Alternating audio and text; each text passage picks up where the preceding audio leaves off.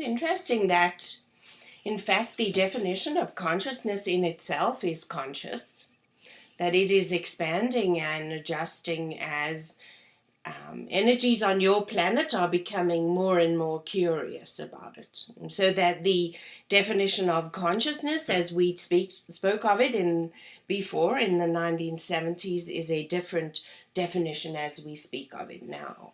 But here is what is most fundamental about consciousness, is that it is all of us and all of you, and it is organic in terms of in its own way providing an expansion of energy, so that we are all created conscious together, and we are all organically expanding together. It is difficult for us to find the vocabulary. Do you have a very limited language? I know. Yes, I know. all of us. But consciousness is all of us together expanding that which is God. That is God experiencing each of us. And I state us in that non-physical and physical, we are the same, yes? So the God, well, that's just a name. So can I say my understanding to this point is consciousness basically is all that is, the all energy that is making this everything that's around us, and through us, that is us. And so this is the same definition of God, yes? Mm-hmm. And so that it is ever vibrating to be more, ever vibrating to be expanded. And there is only love in expansion, that it is in contraction that you find fear. And so that when we state that consciousness is expansion, and that consciousness is all of us, and we are all providing experience for God, it is so. It is simply the all. It is only in the expansion and the experience of love, emotion, that you are conscious. So where do you come from? Well, and here is the difficulty, that we all created all each other together at one moment through energetic intention. And it is simply the best way for us to state that which is truly inexplicable from the human condition. So that together we all wanted this enough, that here we are. So okay, if I'm not talking about time, and I do believe that time doesn't exist, it's just something created for us to live through day to day, so we can track things. But so everything that we know, we do not know, which I know exist, but just I can't see or experience or I cannot imagine, they are all there. And they all created at one single moment when God decided to have a experience.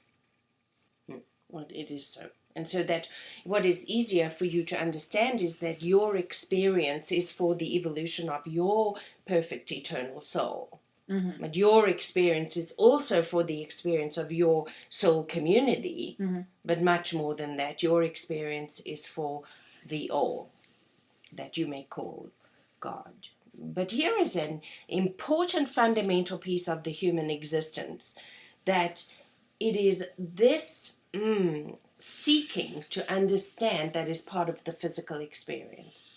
Mm. There is nothing that we can state that will make it all explicable.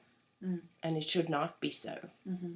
Especially you are a seeker, a hunter, but it is this constant search for understanding that is a very fundamental part of the human experience. Mm-hmm.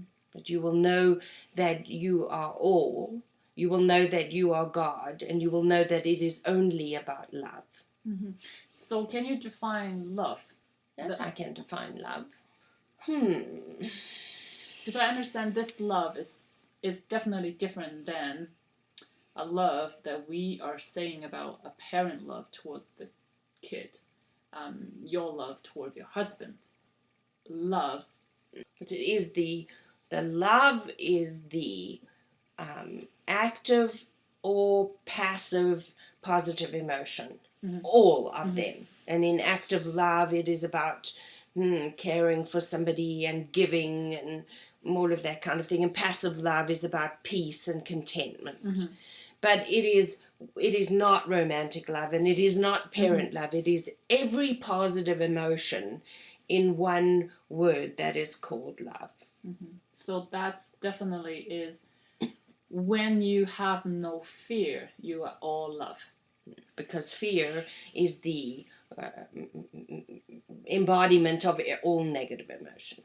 Yes. Anger or stress or feeling victimized. It doesn't matter, but it is in a sense that you state that love is the absence of fear, when in effect fear is the absence of love. It is not the other way around. Love is always there. Yes? Yes. Then can you also tell me something about polarity? Because love and fear, they are pair. And so many things are love. Everything is in polarity. There's always comings with pair. If we can only reach the unity consciousness through love, then are we just going towards one end of the polarity? Oh, well, it is this environment where you make your conscious choice to come and experience this life that is yours. This environment is about contrast, polarity, because it is only in this physical existence, when you experience what you don't want, that you are able to define what you do want. And that is how you are growing, so that it is only in this environment that you need polarity. You need the experience, because it is a function of the physical existence that if you do not look at the contrast, it isn't possible to define what you want. I see. So that here, yes, it is about polarity. It is, in the ancients knew with the yin and the yang, that you must have the night to know the day. Yes.